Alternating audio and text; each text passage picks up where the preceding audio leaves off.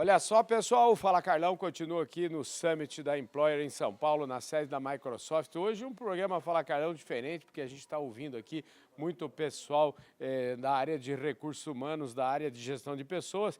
E aqui do meu lado, esse jovem aqui, o Murilo Vatti. Eu falo jovem porque dá a impressão que ele tem 25 anos, mas eu errei, ele tem 35. Mas o cara é um super empreendedor. Ele fundou uma empresa chamada Healthbit, estava aqui, fez um speech, participou aqui de um painel e a gente vai conversar com ele agora. Ele, inclusive, estava falando, né, que das dificuldades, enfim, das coisas que ele enfrenta. Ele vai falar tudo aqui para a gente vai conversar com ele.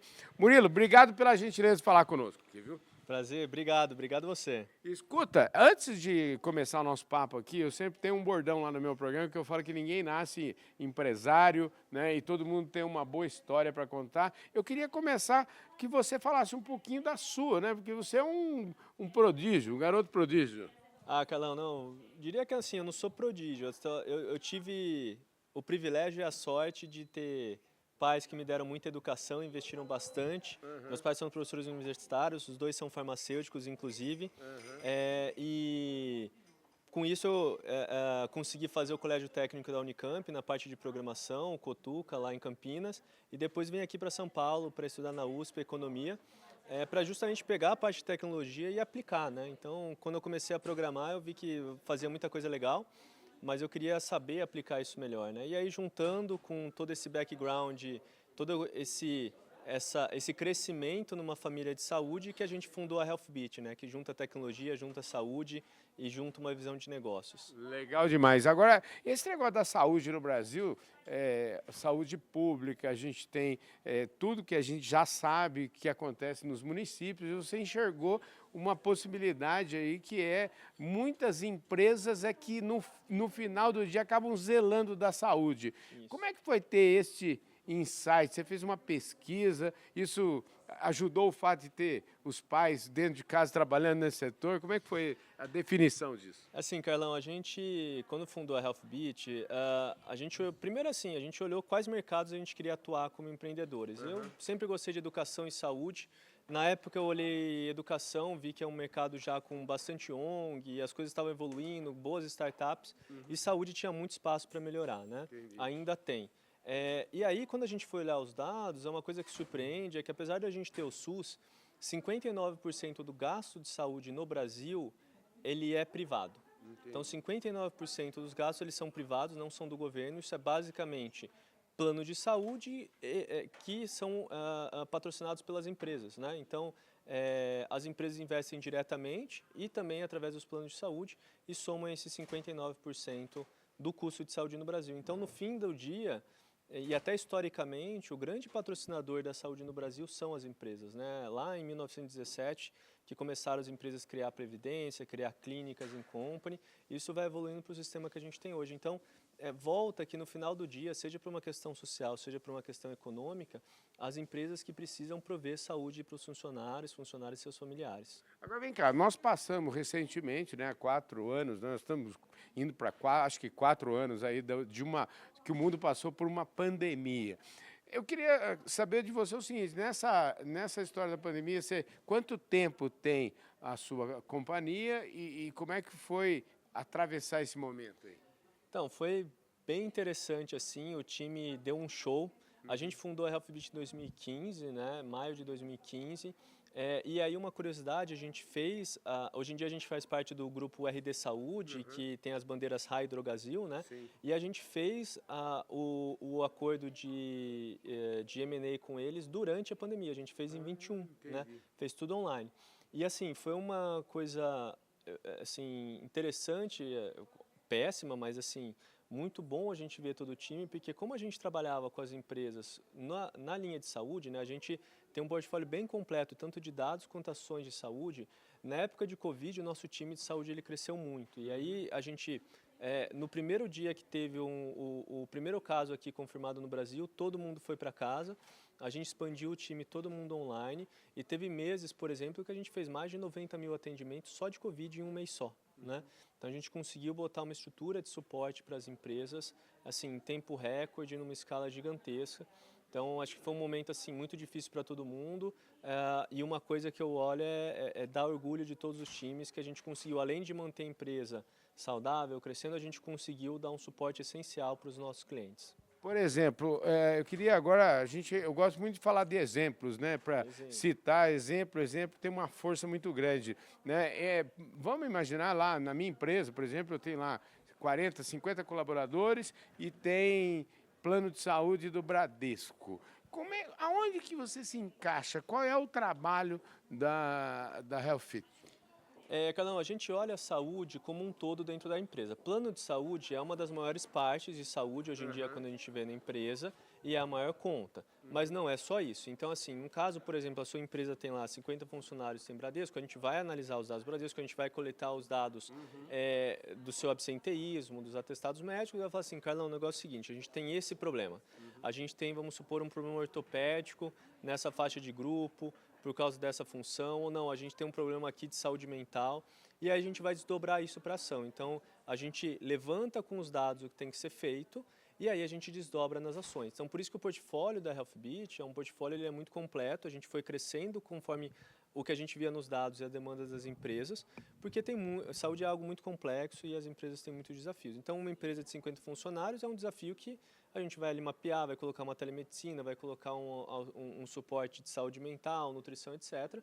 Mas aí você imagina uma empresa com 30, 40 mil funcionários e mais os familiares no Brasil inteiro. Então, a complexidade que isso toma e aí todo o plano de ação de desdobramento, ele exige uma expertise muito grande que a gente foi adquirindo aí ao longo desse período. Hoje em dia a gente trabalha com mais de 220 empresas. Só para você ter ideia da nossa escala, falando de funcionários, colaboradores e colaboradoras nos nossos clientes, a gente bateu mês passado 980 mil. Então, quase 1 milhão de pessoas. E aí, quando você junta os familiares, a gente passa tranquilamente de 1,7 milhões. Então, é um desafio de criação de um sistema de saúde ali, de suporte para toda essa massa que é grande. Aqui a gente está nesse evento, no Summit da Employer, eu queria até vir lá no painel que vocês estão ali, são parceiros da Employer. Como é que é a parceria de vocês? A Employer acho que é um super parceiro, eu estou gostando muito desse evento aqui, espero vir em outros também. Então, acho que a gente vê a Employer como um grande player ali para a gente realmente ter acesso a todo esse desenvolvimento de pessoas e o que a gente está vendo aqui hoje com todo esse grupo de profissionais de RH. Com esse tamanhão seu aí, é certeza que você deve atuar no agro também, né, rapaz? Ah, não, a gente atua no agro também, a gente atua no agro. Uma demanda que a gente está tendo muito forte no agro, ultimamente, são as clínicas in company, né? Então, a gente tem as usinas, tem os grandes centros, muitas vezes estão em locais afastados e é uma população que muitas vezes tem pouco acesso à saúde. Então, o que a gente tem feito, né, a gente tem criado as clínicas in company perto da produção ali e também evoluído conjunto com telemedicina. Agora a gente está trazendo as farmácias, né, eu comentei que a gente é parte do grupo Raia Drogasil, RD Saúde, trazendo as farmácias também para esse ecossistema de saúde para as empresas. Então, no agro a gente vê uma demanda muito forte, é uma população que muitas vezes tem menos acesso, até pelas distâncias dos grandes centros, tudo. Então, essa solução que a gente tem de Clinic in Company, com telemedicina, com suporte online, tem funcionado bem. E aí é legal que a gente, quando eu digo que a gente se desafia e cria solução com as empresas, é que a gente realmente vai no contexto. Então, falando de agro, muitas vezes você tem um problema de conexão. Então, a sua solução ela tem que tomar em consideração isso, né? E você faz uma coisa mais mista, com presencial, com online quando é possível, em tal contexto. Então, é isso que a gente tem visto no agro e acho que assim, um setor fantástico e muito espaço para a gente crescer ainda nele. Para fechar aqui nossa história, eu peguei ali você sabe que eu, às vezes, quando acompanho evento, eu sou obrigado a entrar e sair, então muitas vezes não consigo acompanhar toda a discussão e todo o debate, mas eu podia pegar um recorte ali, falando de recursos humanos ou falando de RH, que um dos desafios que você trouxe é justamente a diversidade, a diferença, muitas vezes, de diferenças econômicas, culturais, educacionais das pessoas. E como você trabalha com tanta empresa, eu imagino que como é que lida com isso? A gente tem que criar uma solução assim, acho que o desafio é você ter soluções escaláveis, para atender muita gente, e para aquele perfil, né? Então não adianta você criar a mesma solução para uma pessoa que está aqui perto, está na Faria Lima ali, que tem acesso a uma série de profissionais, tem condições financeiras ali muito superiores à média do brasileiro, e aí tentar levar a mesma solução para uma pessoa que às vezes não tem uma conexão, não tem um pacote de dados, que não tem conhecimento, inclusive em saúde. Esse é um ponto ali que eu frisei no painel, só um parênteses ali, que é justamente a gente prover a solução de saúde adequada para aquele público, né? Então, se eu estou pegando uma pessoa com um nível educacional mais baixo, que nunca teve acesso à saúde para entender todos os detalhes de saúde, naturalmente eu tenho que explicar mais para essa pessoa, eu tenho que entender o caso dela, porque o que a gente vê é que muitas vezes a pessoa sabe o que ela está sofrendo, ela sabe de forma ampla, mas ela vai numa linha de diagnósticos errados, né? Então você precisa trazer e moldar isso para que você consiga ajudar a pessoa a achar a causa raiz dos seus problemas e ajudar ela. Então, quando a gente fala do agro, por exemplo, é muito isso. A gente tem uma população ampla, tem uma população normalmente com uma média salarial mais baixa, e aí o que a gente precisa é realmente estar muito próximo dessas pessoas para explicar e para entender o problema delas, porque muitas vezes ela não tem o conhecimento para sozinha, saúde é uma coisa totalmente diferente, ela sozinha. E às vezes ela não sabe qual a especialidade de médico ela tem que buscar, por exemplo, coisas que às vezes são consideradas básicas, mas você tem que dar suporte. Por isso que no agro, essa questão das clínicas in company, olhando para a atenção primária, tem funcionado bem, porque daí a gente traz a pessoa para perto, entende num primeiro atendimento o que está acontecendo e aí a gente consegue ajudar ela de forma personalizada. Maravilha. Escuta, qual é o RH do futuro aí, o futuro do emprego? Agora, falando um pouquinho de tecnologia, qual que é o que você enxerga aí no para-brisa? Sim, Carlão, a gente estava falando aí muito de AI, né? Muito de inteligência artificial. Acho que tem um desafio de tecnologias como um todo. Às vezes a gente está olhando para um primeiro passo de tecnologia e coisas muito mais avançadas estão derrubando a parede e a gente tem que se adaptar. Então, assim, acho que o futuro do RH a gente vai ter que dar muito mais valor para cada pessoa que a gente tem. Cada pessoa a gente vai ter que dar mais cuidado, mais treinamento. Cada pessoa tem um valor agregado ali maior para a organização, né? Então a gente investir mesmo nas pessoas, até para que elas consigam absorver essas tecnologias de uma maneira que gere valor para a empresa. Não só tecnologia pela tecnologia, né? Acho que isso eu vi lá atrás com esse meu histórico de tecnologia e depois economia, para tentar trazer para uma linha de aplicação a tecnologia, então reforçando isso.